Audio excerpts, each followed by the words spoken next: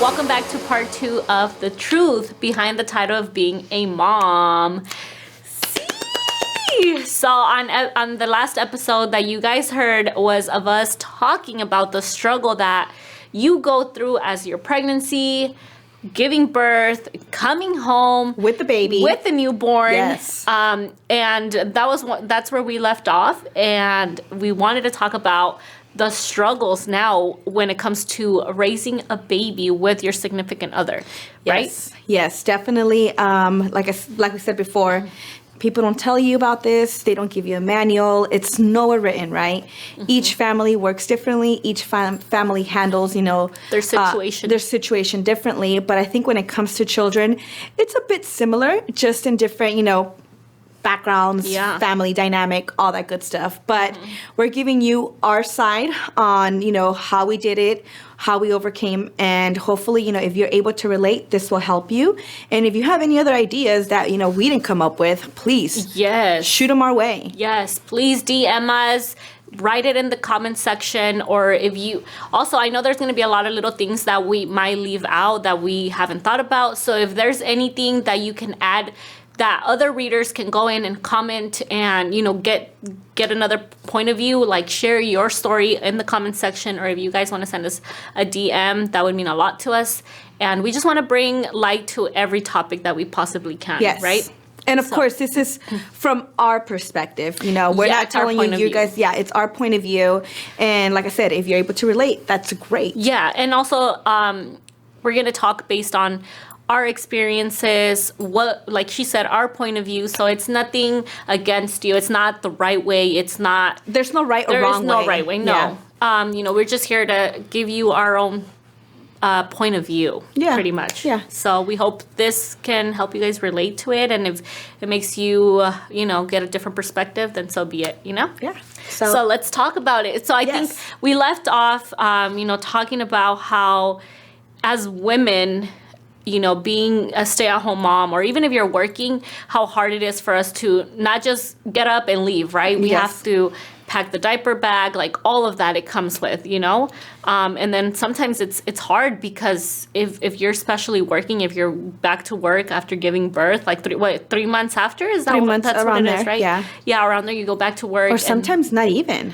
I think it's less. It's even I don't know. I've never. Less. You see, I don't know either because I was always home with my babies. Yeah, see, me too. And then I was self-employed, so shout out. I take my hats off to the mommies that 6 weeks later to 12 weeks later they go back to work. I mean, I know. Gosh, it's hard. That must be so hard, especially because you just give birth, you're so attached to this newborn baby, and then that mom guilt, like how do you it's just, you really have to be mentally strong, and then you have to detach. You have to detach. You have to go to work, and then I'm pretty sure, it's even so with my kids being older and me going to work, I'm still thinking about that. I'm still thinking, what are they doing? Nunca estás a gusto. Nunca estás a gusto. And I imagine, leaving a newborn, I can't.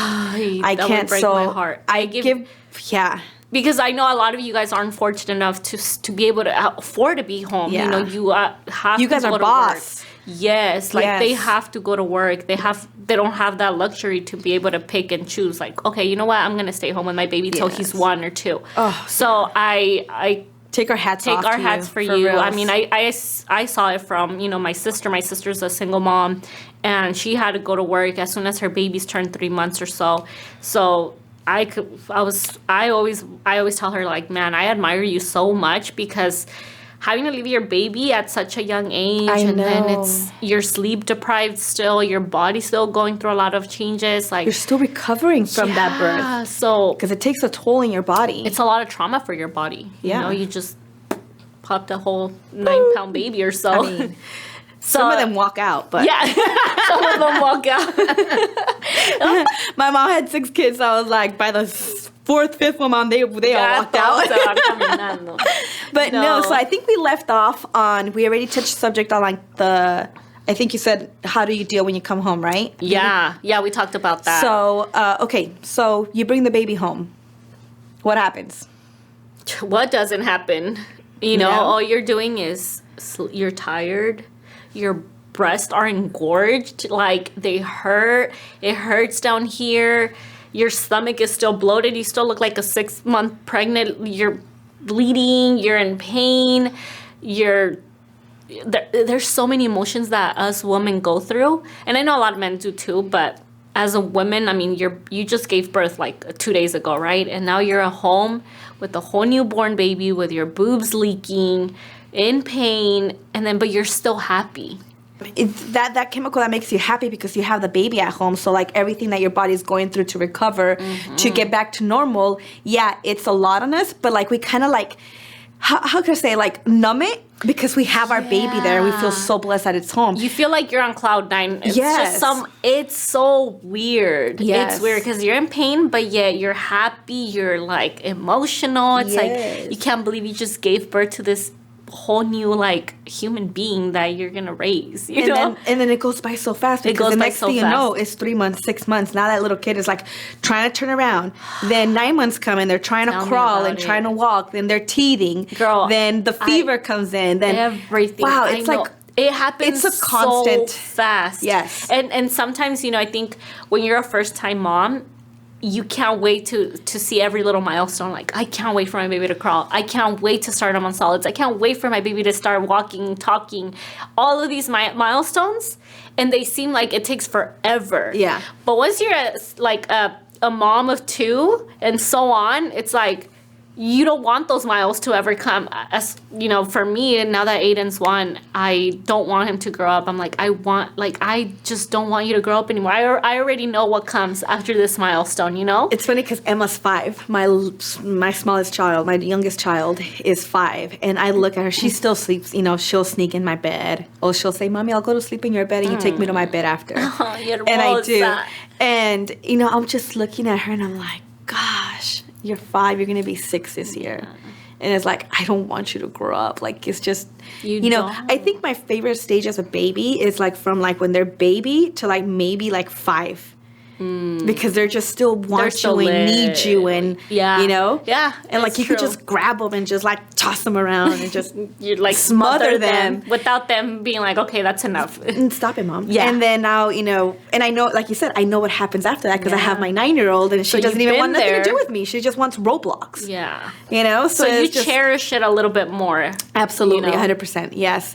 And then also, you know, once that happens, now you go into, you know, your 9 teenage years. For example, I'm dealing with my 9-year-old. Yeah. You know, and it seems like she's going into 15. She has the attitude. She's talking back. She wants to do whatever she wants. All of that. She doesn't want to do anything at home. She wants just to be on the iPad and Roblox. Yep.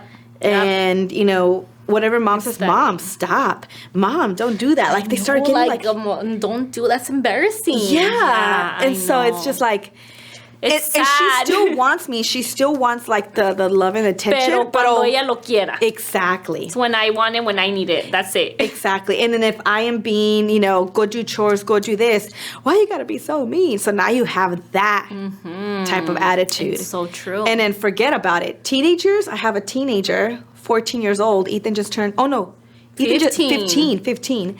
And he's autistic, like I was telling you guys, and now you have not only having to deal with like everything that he's going, dealing with what he's going through, but now you have to add hormones into that, and it's like, oh my goodness, it's a whole new battle, and I'm going through that now. The teenagers, Mom, don't tell me what to do, Mom, you know, and like he knows it all. And the thing is, with autistic children, of course, it's probably another episode, right?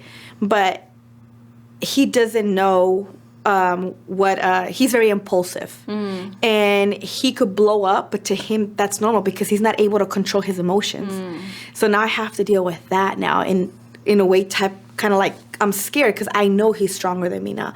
I know that he could overpower me, and I'm just like, should I say that? Should I, you know, make him go to his room or just leave it alone? Yeah. So now that's another battle as a mother that nobody talks about. Yeah, I don't even want to go there yet. Mila's 7, and I'm like, I don't even want to think of it. Enjoy it. There's times where we get into it, you know. There's times where, like, she'll push my buttons, and we get into it, and we argue, and I'm like, imagine when she's 15. Yes, like, dude. forget about it. And that's where I'm going through right now with Ileana, because it's just, you have, like, this little attitude, and she's trying to figure out, you know, as a kid, you trying to figure out yourself, too. You know, she's trying to figure out what she likes, what she doesn't like, you know. Like, everything. How far she could push my, you know, my buttons, the boundaries, and it's just like a whole new other ball game. It's all different ball game. Like, being a mom seriously comes with a lot of roles. You're a teacher, you're a chef, you're a chauffeur, you're a tutor, coordinator, everything. And that's what people don't tell you. You technically give up everything. You do. And for these kids. And that's where moms lose themselves. Yeah. As far as me, that was my case. I was so devoted into the kids, like making sure that they were getting the right attention, making sure that they were getting the right knowledge that they needed. And more than anything, it was time. It's a lot of time that you have to devote to a children. And being a stay-at-home mom, you're so consumed in making sure that they're eating the right amount, that they're consuming the right amount of food, and are, you know, just making sure that they're healthy, that they're growing the way that they should be, right? And it really takes a toll on you mentally, because you kind of forget about yourself. You lose yourself. You're like, what the heck? Like, and then the mom guilt, you know, it doesn't allow you to go and get a me time, or if you do get a me time, it's like once the kids are in bed, but it's like by that time you're exhausted. You're like, oh, gosh, I just want to sleep. You know? That's what also takes a toll in relationships, because you're so tired as a mother. The dad comes home tired, and at some point somebody needs something, and you're like, I'm too tired, dude. I'm done. Yes. You know? And it becomes nobody a talks about that. Yeah.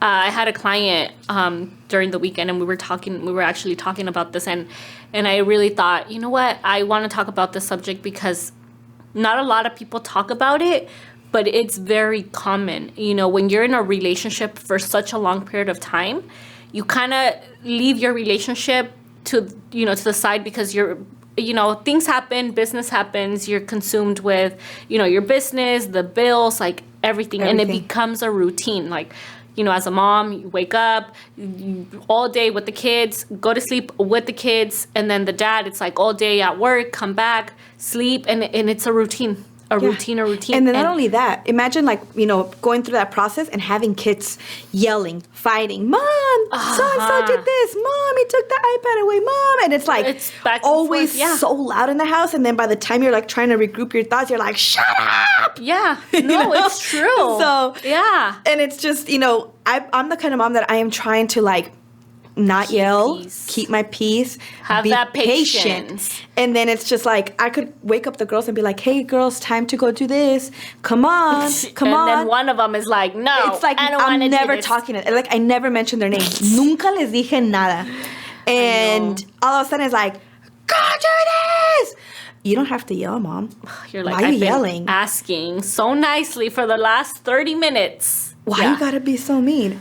What? It's so hard. It's hard. And people don't talk about that. And then, like you said, now the whole routine going all over again, it's a cycle. And then now when it's time for you guys to have some time, peace and quiet, and time for you guys to connect, we're done. Yeah, I'm checked out. Both of them are checked out, And then another thing that we were talking about was, both parenting styles. Parenting styles are so different, and I think that's a really important factor in a relationship, because if you were brought up differently and then your significant other was brought up differently, you guys are both going to have different perspectives, point of views and perspectives. Yes, and how to raise the kids. I know for me, for example, like when it came to the kids, I lose my patience. I don't have patience, which I had to learn. Now that you have kids, you kind of have to learn how to get patience. Girl, if you don't have patience, I'm checked out a long time ago. Everybody tells me, like, how do you do it? I don't know how you do it. I don't know. And you have so much patience. I don't feel like I do. Yeah. And then there's a saying, like, ask God for patience.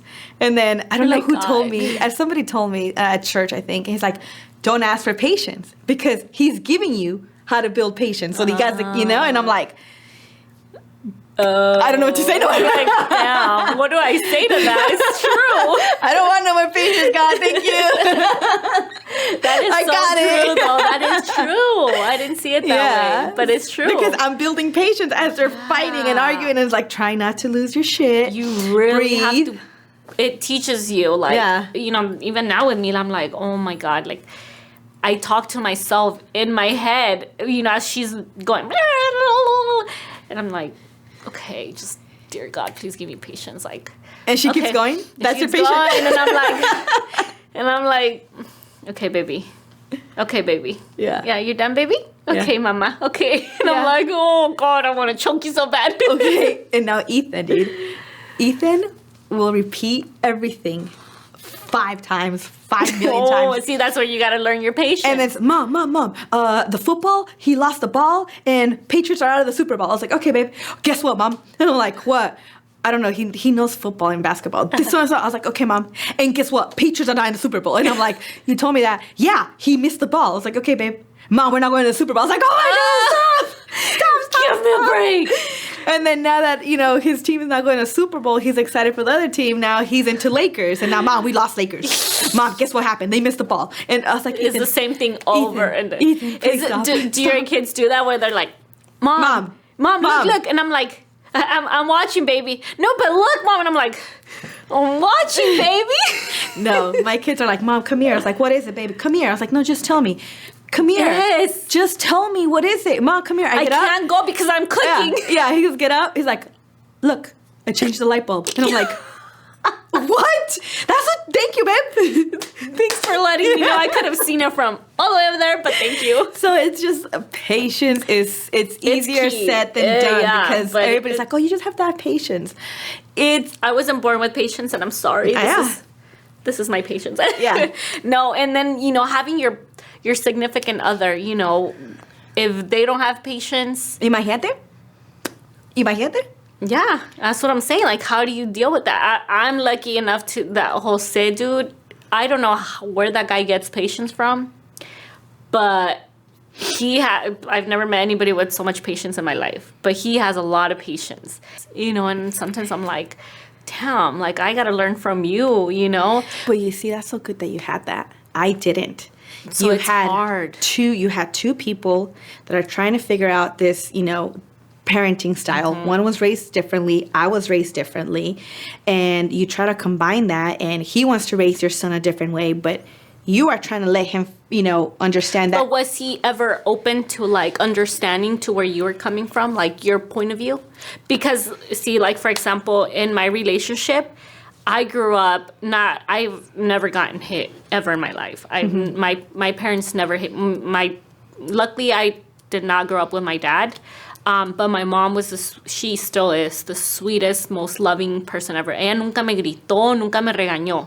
So I grew up with not having, my mom being strict or ever feeling, I don't know what a fucking chingadazo feels like. Oh, I do. I don't at all. Yo no sé. I do. I have no idea. On the other hand, Jose grew up, in a stricter household where, his parents were a lot more stricter. And so he would always tell me, you know what? I don't want the kids to grow up in an environment where, hitting them, pegándole con el cinturón, like, yeah, it's not going to resolve anything. He's like, I grew up with that, and I know how it damaged me. He's like, I don't want the kids to go through that. So for me, it was different because I didn't have patience. So immediately for me, my reaction was like, un manazo or something, And he was like, no, like, we have to learn how to talk to them, change our generation course. That's not how it should be. Like, instead, talk to her and you'll see the difference. And so I was always like, what? And I was like, okay, you know what? Let me try it. So I took his advice and I was like, okay, let me figure it out. Let me see. And, one time there was Mila, doing her thing, and I get upset, and instead of me reacting how I normally would, it's just like talking to her. And I noticed the huge difference where it was like, and I was like, wow, okay, he's right. I don't have to use violence to get through her. Mm-hmm. You know what I mean? Like, but just having me being understanding to where he was coming from. Like, you know what?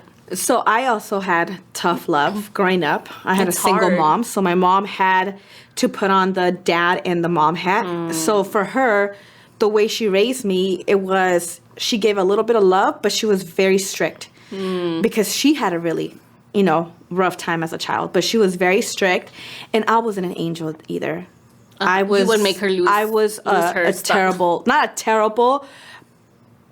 You were terrible.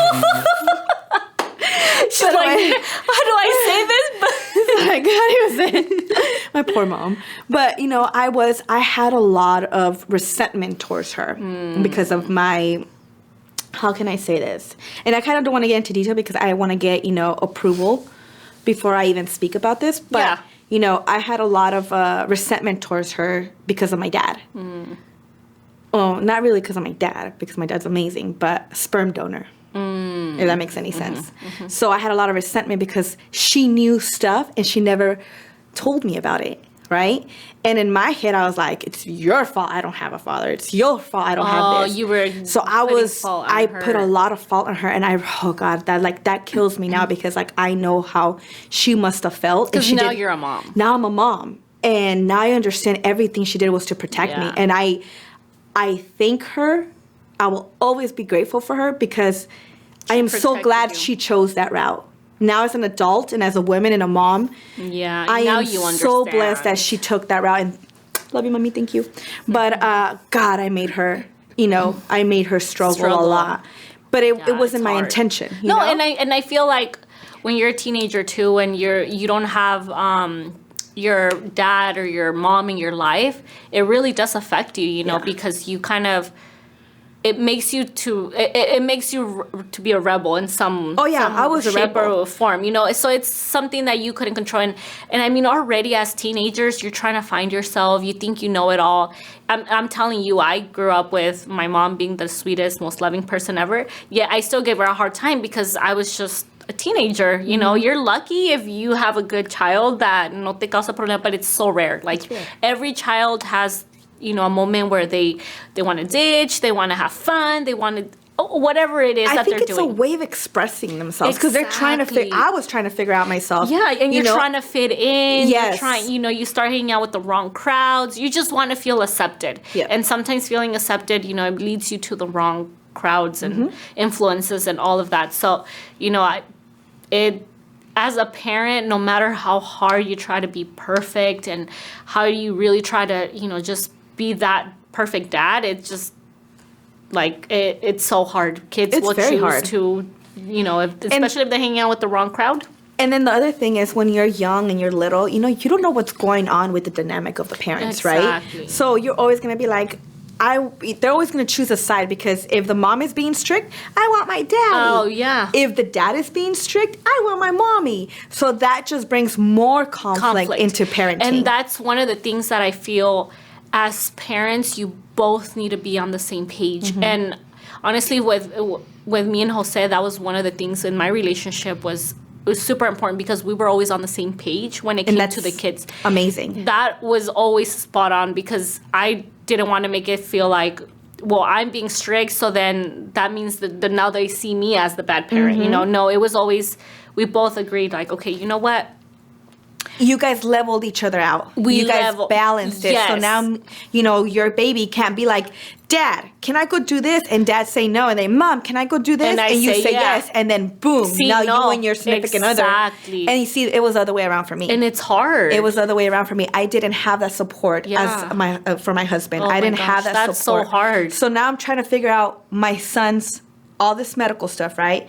And the little girl. But then you have the parent that doesn't want to be, in the same level as you, doesn't want to, he tries to do what you're asking him, but he has trauma of himself. So now he's, what's it called? Reciprocating it to the kids, child, to the family. And then it's like, now that something you didn't want to be to your kid, you're being. And we were both in different pages. It was always us arguing against each other. don't yell at him like that. Because my whole thing was breaking chains, right? I wanted to break patterns. I was kind of like, Jose, I didn't want to raise my kids like that. Sí, porque sabes, you've been there, you know what it causes. And don't get me wrong, I'm still a gritona. Yeah. You know, like, I always say, I'm not going to be like my mom. No, I say gritona. No, like, that left a long time ago. I'm a gritona. But I try to talk to them first, and I try to, you know, baby, please. And he's right. There's obviously moments. It never leads to anything positive, because if you think about it, you're yelling at the kid, but they're not focused on what you're saying. Right. They're focused on you yelling and what is she going to do? So I read this article, now that we're talking about this, I read about an article, and, you know, at the moment when we had Mila, and like I was telling you guys how, you know, my perspective in raising her was completely different than when Jose's was. And the minute we talked, we sat down and we're like, you know what, this is how we're going to raise the kids and blah, blah, blah. So I started reading more into like child development and stuff, and I came across this article, and it made like a really good point of view, where it was saying how, you know, as like, think about it this way, right?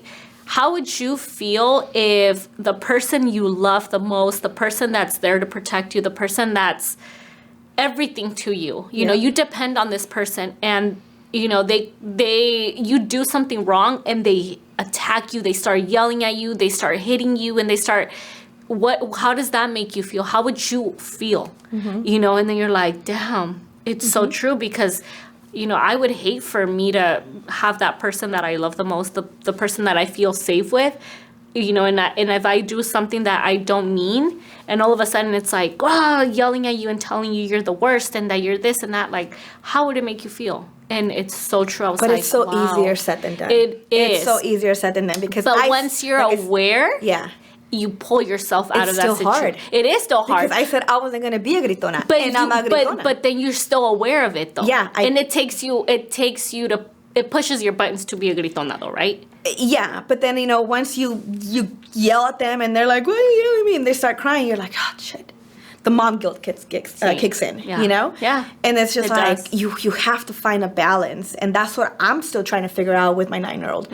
I'm trying to find a balance. I'm trying to figure out with my son who's 15 and is autistic. Yeah. You know, I just had an incident. Hard. Well, it's because you never stop learning. As he grows, different things I feel keep coming up, and you're learning as he's growing. I mean, you never... Especially with kids, you know, it's hard already. Imagine having to deal with that. Plus him being autistic, you don't know what to expect. And you see, and I think Ethan has always been a mama's boy. And now that he's 15, I feel like he's detaching from me. That's probably the hardest part. And it kills me. And it's funny because I just got an email from, you know, regional, I think it's regional from San Diego or somewhere. So they sent me an email. It's regional, San Diego Regional is where they give you services for him. So like ABA therapy, a respite where somebody comes to the house and helps you with his laundry or, you know, interacts with him for a couple of hours. Oh, okay. So you could get a break. Oh, that's so nice. So, like I said, there's resources out there. But, you know, I think they're the ones that sent me an email about parenting autistic kids, teenagers. Because I have it easy. Amazing. I have it easy. But some parents don't. Yeah. Some parents, if you guys follow, even go on Facebook and just put autistic parents and you'll see a group. Moms out there have it tough. Kids break walls, break TVs. They go AWOL. I mean, being autistic parents hard already. And now to add that to it is crazy. But luckily, I'm not there. And I hope I don't get there. But, you know, when they sent me that, they're like, oh, parenting for teenagers, you know, with autistic. And I'm like, I got it. I have Ethan under control. And now you're like, and now I just had an incident this weekend that just passed. Yeah, I remember you telling me. I triggered him because I was like, baby, did you brush your teeth? I was going to work and I was dropping him off at my mom's house. And he's been on the computer, right? Because he's watching basketball and the scores. He loves his football and his basketball, yeah. He loves football. He loves basketball. Whatever the season is, he's watching it. And he probably doesn't know what's going on, but he'll cheer for the team. He just will cheer for any team. And I was like, baby, did you brush your teeth? And he got out the car. And he's like, no, I didn't have time. I was like, babe, you had time. You just didn't get off the computer. He's like, I didn't have time. He's losing his patience. And he lost it. Why you do that to me? And he's screaming. I'm in the car. I'm dropping him off at my mom's, screaming on the street. Why you do that? Why you do that? And I'm like, shit. So I turn off the car. I was like, Ethan. I was like, don't do that. That's where your patient has to come in. And I have to lower myself because if I meet him at his level, he loses his shit. But even though I lowered my voice, he still lost his shit. Once he already sees red, pretty much. Exactly. So my mom comes out and he's like, why you do that?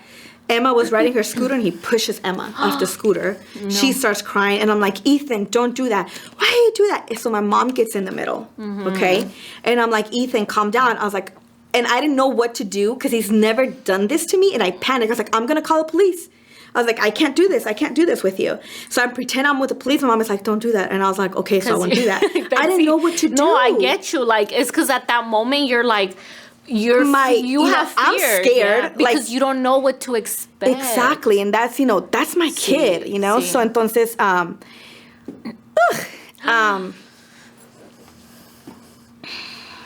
No.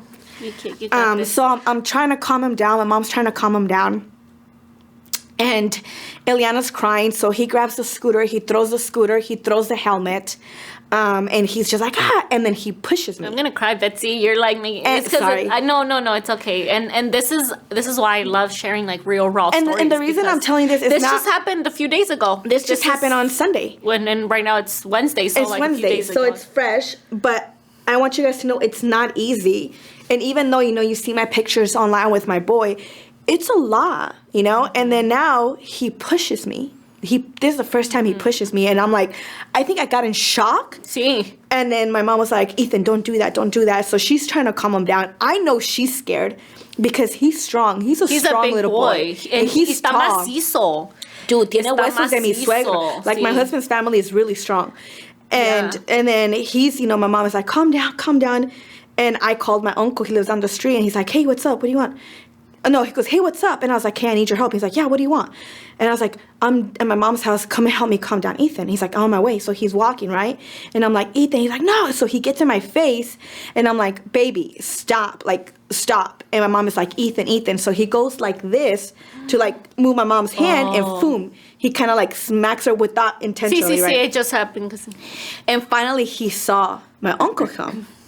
And he just goes like this and he kneels down. Aww. And then he's like, hey, buddy, what's up? Hey, you want to give me a hug? And he said yes. Aww. And he gave him a hug. And I think, like, I noticed then that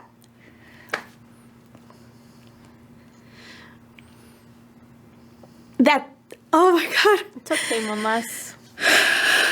It's okay, mamas. It's okay. I noticed then that it's like, okay, I cannot control him no more. I cannot, calm him down like I used to. I noticed that when my uncle came, it's like, okay, it's the manly bond now that he needs, right? He's a probably teenager. Acting up because that's the manly bond that he needs. I can't give it to him. And oh my gosh, that is so hard, Betsy. It's hard because this is the way I see it. You're already having to deal with a teenage boy, but then having to deal with the fact that you see your son struggling and acting up because, like you said, he's missing that bond with his dad. And as a mom, that guilt kicks in because it makes you feel some type of way. Yeah, it does. Because now it's just like, okay, I was able to control him. I was able to calm him down. So, I can't calm him down anymore. So now it's just like, okay, now I really need to go get these parenting classes. I need to learn how to calm him down. So now I have to learn this whole way, and he's 15. What's going to happen when he's 20 and 30? See. So I have to learn now before he gets there. You're going to have to. And I've always have to be do ahead. That. I've always had to be ahead. See. Now, before he became a teenager, and now it's like, okay, teenager to adulthood. See. And then adulthood to middle adult. I'm never going to stop learning when it comes to him. Especially when it comes... Well, I feel like as a person, you never stop growing. And, as kids, they'll grow different milestones. And when you kind of expect, normal kids growing up. And when you expect, you expect them to act out, this and that. But when it comes, like I said, when it comes to having a kid with special needs, it's different. It's a whole different ball game because, you know, they develop a lot different. They act out at a whole different, you know. They don't know how to control their emotions. So a kid. I mean, it's already hard enough as adults to control your emotions. Now, imagine somebody that's very impulsive that doesn't know how to control it because he can't. No sabe. He can't. No, he was born like that. Like he doesn't know what's from right or wrong like that. You know, so it's so hard. And you know, I can relate to you a lot of not because, you know, I have my brother who's, you know, he has special needs, so I can relate to you because I love him. You know, he's my, so he is the second to youngest, so he's the one before me. Okay. But I feel like he's my little brother in some weird way because I've been the one taking care of him and my mom, and it's really hard when you have someone you really love and care about, and society just treats them so different. And it hurts you because these are people you love. Yeah. So, I obviously as a mom, it hits different, but I can relate to you because I have someone that I truly love, and seeing them suffer. And a lot of times, you know, for example, for him too, before he was diagnosed with all his mental illness and stuff, we didn't know why he was acting up. Betsy, he got diagnosed with schizophrenia and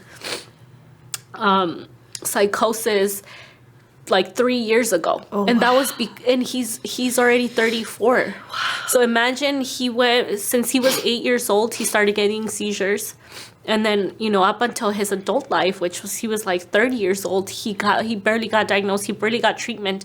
But all those years, we didn't know what was wrong with him. We just knew maybe he's like that because he would always get so angry. Yeah. He didn't know how to control his emotions. And for us, it was like, why is he like that? We never understood until it started getting out of hand. And I told my mom, this is not normal. His behavior is not normal. Like, this is not okay. So I ended up taking him to the ER. I tricked him. And it was probably one of the hardest times of my life, too, because I had to trick him into, you know, I basically took him to what is that? I don't know what they call it for it. So he was 3 days. They had him in a mental hospital. Yeah, I think there's a certain word for it. Yeah. So I forgot the name. So I took him there, but it was just so hard because a lot of times you see a person and you see them acting out in a way, and you just automatically start criticizing, you start talking, but you don't know what that person is going through. And I'm telling you, my brother, he would act a certain way, and it was just so hard because he didn't know any better. He didn't know how to control his emotions, his anger, and all of that. And it was so hard, dude. And it's hard. And then as a mom with special needs, right? And I'm pretty sure this went through your mom. Is like, okay, I'm here. But what's going to happen when I die? Who's going to take care of him the way he needs to? Who's going to understand him? My son looks normal. My son looks normal. Yeah, and it's crazy because I would have never thought. Yeah, you meet my son. He is social. He's smiling. He's always happy. He's loving life. You put my son out there, and he has a meltdown. What are they going to do? They're going to arrest him. Oh, yeah. They're going to throw him in jail. Like, this is my, it might not happen, but this is what goes through my head. Me lo pueden maltratar. Like, what? So that's my fear. As a mom, ever since he was a baby, now that's been my fear. Like having te digo, mi hermano has been through so much, and I always tell my mom, like, he's alive because God loves him, mommy, because with his anger and him being out in the real world, dude, one time he was riding his bike and we didn't know anything about him afterwards. We were, he never came home. We were calling him, no contestaba. We got so worried. We called all the hospitals. And one of the hospitals, was like, yeah, we have him here. Turns out some kids in high school, he was driving his bike, and he's very, like, talkative. He loves to talk to people, loves to give jokes, like a little kid. And these kids try to take advantage of him. They try to, take his bike, and they try to take his CD player and everything he had with him. And since he wasn't, he was, like, holding on to it, they started beating him up. They got a rock. They cracked his head open. Dude, it broke my heart because I'm like, how do people have dude, it's hard because I'm like, how do people have how do you hurt someone? Especially when, it's somebody that has a special needs, like, oh my God. Oh, dude, I did not think this was gonna happen. Ya valió madre el makeup. No. Yeah. Pinches lashes are gonna be flying everywhere. Pinche mosca. I don't mind my lash if it's coming halfway down, you guys. It's hard. It's hard because, Yo te entiendo, porque te digo, yo crecí viendo a mi mamá struggling with that, and then that for me, it put a lot of I feel like I had to grow up faster than, because I had to be, and especially my mom, no habla inglés, she doesn't drive, so I'm their backbone. They both depend on me when it comes to like medical stuff, like driving them to certain places. So not only do I feel like I have two kids now, it's like your my mom and you know my what's brother. So crazy because the girls will ask me, why does Ethan act like that? Why does he? No, because when autistic kids do the flapping of their hands. Oh, I never have knew you noticed? So when he gets really like anxiety, or when he gets this is I'm sorry to interrupt, but this is the first time I ever meet anyone that has an autistic or that I've been around an autistic child. I've never. So for me, like everything that you're telling me, it's so new to me. Yo no sé nada de eso, Betsy, like nothing. I have no clue what being autistic means, like how they're supposed to act. No sé. And the first time I met Ethan, it was at our gender reveal. Pero that's right. Yeah, and he was so happy. Like, I never thought... He was team boy. Yeah, he was team boy. I never thought he had... we're team boy. Jose's like, we're team boy. I never knew he was autistic because he was like you said, he makes eye contact, and I was just like, oh my God, he's so naturally hyper like Betsy, because Betsy's like that. Like, you meet her and she's like, So yo pensé así, nunca me imaginé hasta que, you started talking to me about it. Like, I have an autistic boy, and I was like, oh, okay, like, I don't know what that means. But, and now that I'm seeing him more often, interacting with him, I'm like, wow, like, it's crazy. It's crazy. And he is so lovable. If you guys ever meet him, he's so lovable. Es bien cariñoso. Es un amor. He gives a lot of love. All he wants in return is your attention, for you to, like, acknowledge him. Sí. And ever since he was little, he always wanted to make you proud. Whether it was the teacher, the aide, me, or the dad, he was like, you like that? You like that? And, like, even right now, there's times where, like, like I mentioned to you guys before, like, I have lupus, and there's times that I can't, like, do a lot of things. And I was like, baby, can you go make me a sandwich? He's like, yeah. Oh, baby, can you go turn off all the lights downstairs? And he's like, I help you a lot, huh, Mom? I help you a lot. And I was like, you do. He so feels to me, validated. He's always going to be with me. Like, I already, like, he's going to be the one that's always, he's going to take care of me. Because the other two are going to leave me. But so you were saying, I interrupted you. I'm sorry that you were saying that he... Oh, yeah. So, the girls didn't understand. Didn't understand when they were growing up. Eliana didn't either. Pues todavía están chiquitas. But now they know. Like, I have, like kind of like little girl talks, but kind of like throwing like adult conversation in there. That's and good. Then she'll be like, Mom, why does Ethan do that? Why is he bug? Why does he? I was like, Mama, he's special. He's special, Mama. And I want you to know that if I'm ever gone, you're gonna have to watch out for me. You're gonna have to watch out for him because don't cry, because he will only have you and Emma. When mommy and daddy are gone, he will only have you and Emma. So you gotta, he's going to have probably his own house and stuff, and you're going to have your family, but just always keep an eye on him. Always, make sure that he's okay. Check up on him. And he's like, yeah. So now my girls, even though they're 9 and 5, she'll say, I'll take care of Ethan, Mom. Ethan's always going to be with me. I'll take care of Ethan. Don't worry, Mom. And even when I get frustrated, Eliana would be like, Mom, it's okay. And even Emma, she'll when I get mad at Eliana, Emma comes up to me and she's like, it's okay, Mom. And like I said, as an autistic parent, you're watching them grow up, right? But your mentality is always like, what's going to happen when he becomes an adult? How is he going to function in society? How are they going to treat him, especially because he looks so normal, But the minute, he acts out or something, it's what happens? Like, dude, this is why I don't want any more kids, because the minute they walk out your door, they're no longer protected by you. And we live in such a cruel world. And this is why, with Mila, I always try to tell her, like, Mami, never, ever be mean to any kid out there. Like, if they're acting a certain way, you don't look down on them. You don't treat them, because, I had to grow up with my brother. People always, saw him different. People judged him. People threw shit at him.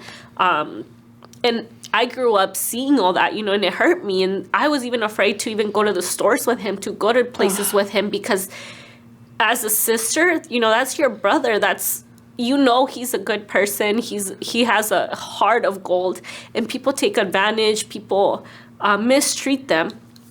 So that for me is really important. Like with Mila, I always tell her, like, baby, you need to love every single person that you meet, no matter what. Like, you don't know what they're going through, and sometimes, for example, like with my brother too, he acts like a little kid, and sometimes she wonders, like, why does he act this way?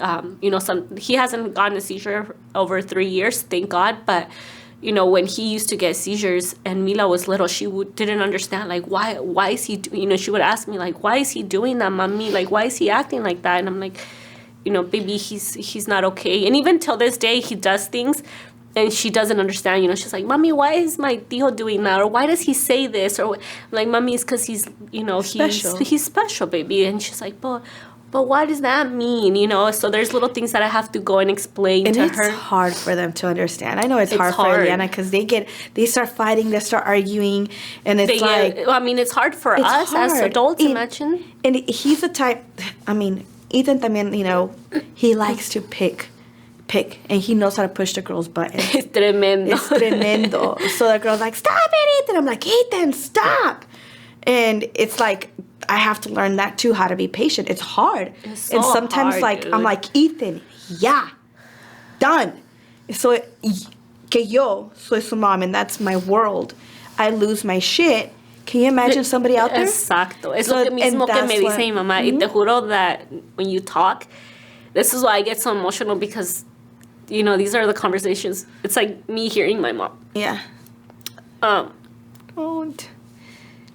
So it's hard because, cuando mi mamá estuvo bien mala a few months ago, she would tell us, I feel like I'm going to die. And her fear was her son. And that was the first thing I remember she told me, she told me, mija, like, if I die, I want you to take care of your brother, because she knows that I'm the only one that is super close to him, and I'm always the one, trying to protect him, take care of him.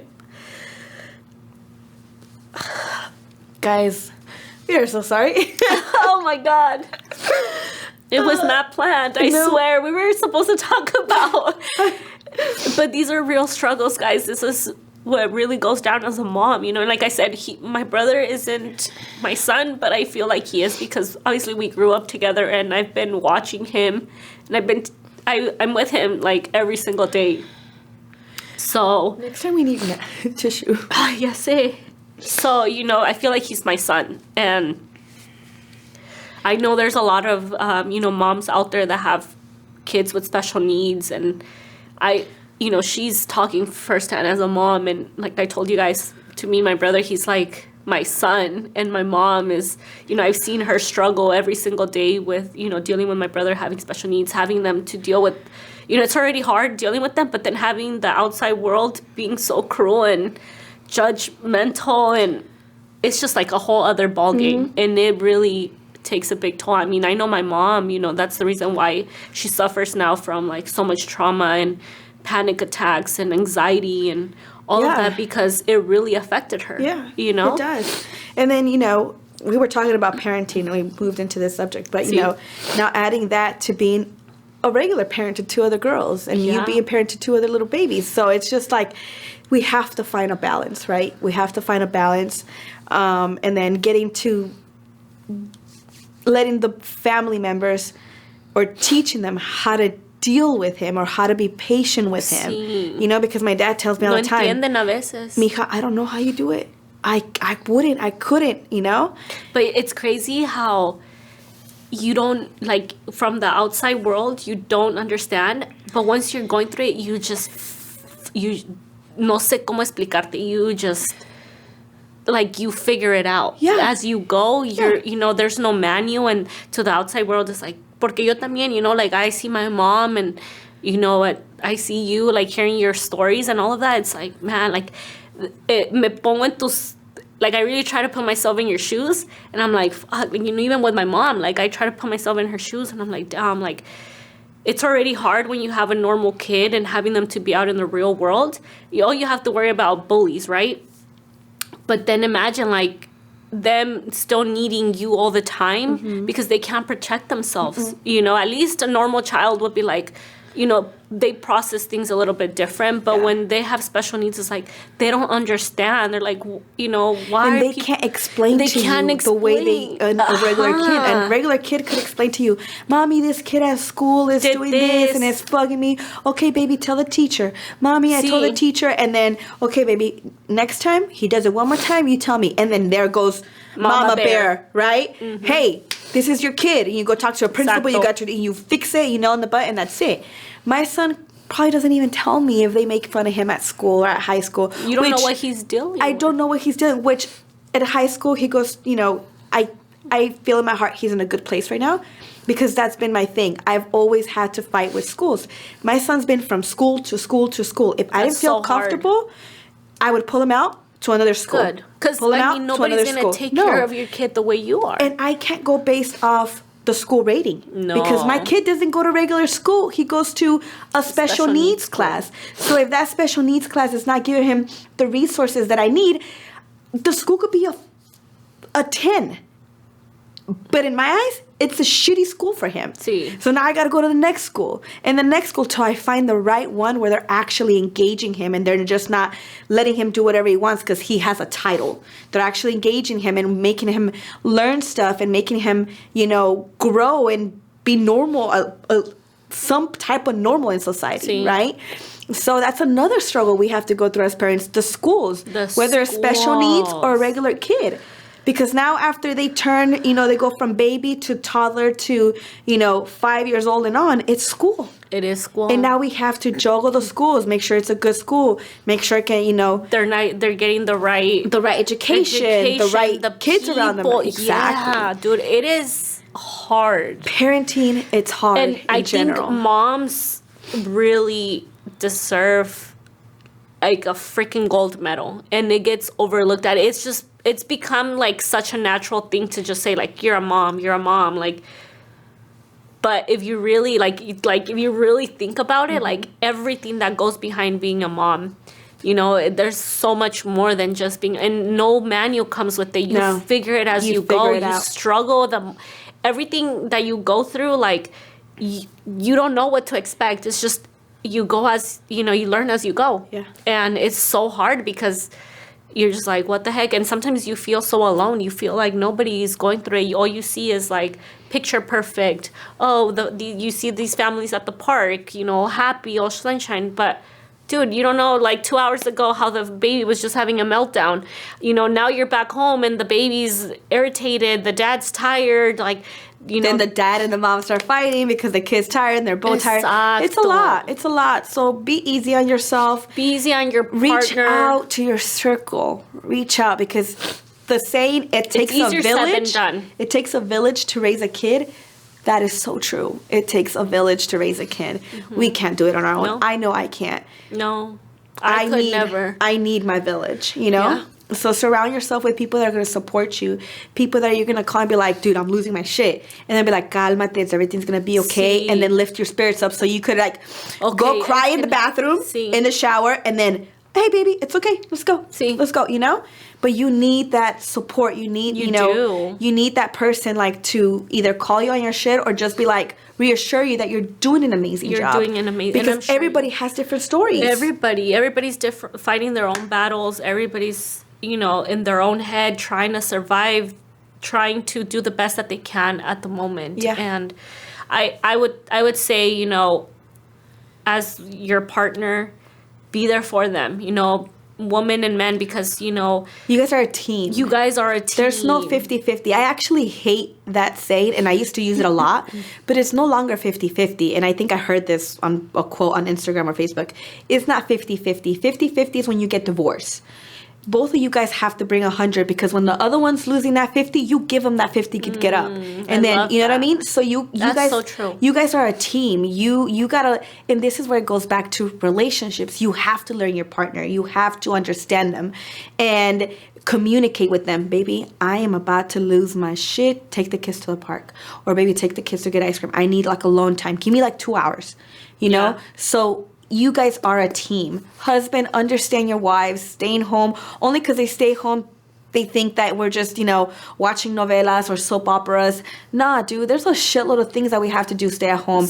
Appreciate them, love them, thank them for it. And don't just say thank you, but show it. You know what I mean? Actions speak louder than words, because anybody could tell you, hey, I appreciate this dinner. I appreciate the house clean. And then, you know, for me, I'm like over here wagging my tongue, like, look, tell me more. I think it's important to know your partner's love language. Yeah, mine is, what was mine again?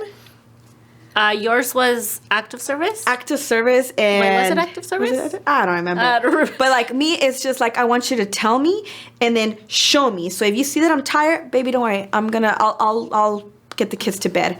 You did an amazing dinner. I'll get the kitchen. See, and that's important for your partner, because their love language might be, you know, I'll take the kids, and then, you know, they leave and they let you do whatever you want. But it's like, what about if that's not what you want? Yeah. You know what I mean? Like, if your love language is, you know, him coming home and giving you roses. Yeah. Here, babe, you know, here, thank you for taking care of the kids. Yeah. Or thank whatever. You for being a great mom. You know, a lot of times we get so consumed with, like, having our partner, we expect our partner to know what we want, you know, and no, but honestly, you guys are a team.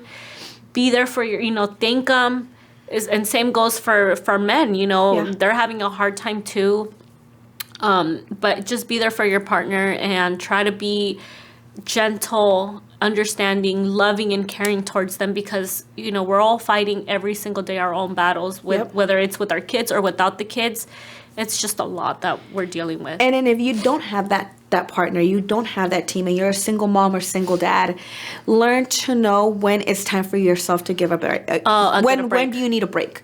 You know, absolutely. Learn when you're about to, like, you know, because that's what I've been doing lately. It's just like, so true. I gotta go. Like, I gotta go. Well, I mean, yeah, because your partner isn't here with you where you can co-parent as much as you wish you did. Yeah, correct. So you're pretty much a single mom. I need to learn how to, like, okay, this is my me time from here to here. My kids get here, this is what I need to do. From this time, schedule yourself. Yes. To me right now, what's working is my schedule. Scheduling myself, what I need to do, where's my me time. And then if I'm about to lose it, I either get the kids out of the house so we could just break whatever's going on at the house. That's what I've been doing. And get a reset. That's what I've been doing. But learn your emotions, learn your feelings, what works for you. And just know that if you're a single parent, like I said, single dad or single mom, you're doing an amazing job. This job is not easy, and it was not meant to be by yourself. But if you are by yourself, it doesn't mean that you can't give all that love to your kid and give yourself love at the same time.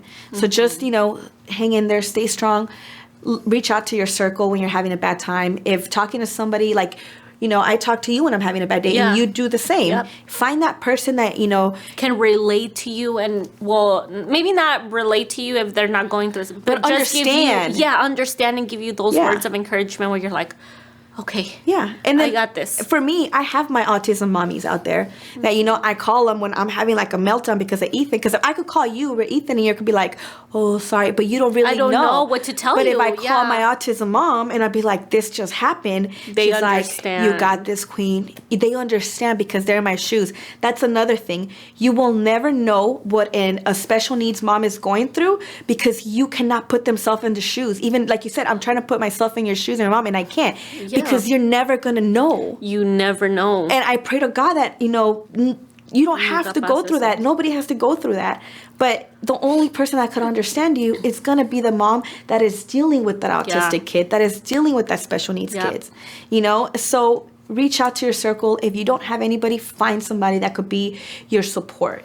Yeah, you know, absolutely. What would you give an advice to a parent out there right now?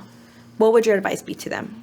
Don't be so hard on yourself, because I struggle with that. I even till this day, you know, there's moments, but I've gotten so much better at being easy on myself. The the mom guilt is really, really hard. And that for me was stopping me from doing a lot of things. But I realized that doing me time is super crucial, because not just am I a better person for myself, I'm a better person for my kids. And honestly, you guys, I was so hard on myself. Like I said, so hard. I did not want to, take time away from them, because I started feeling selfish. I started feeling that mom guilt.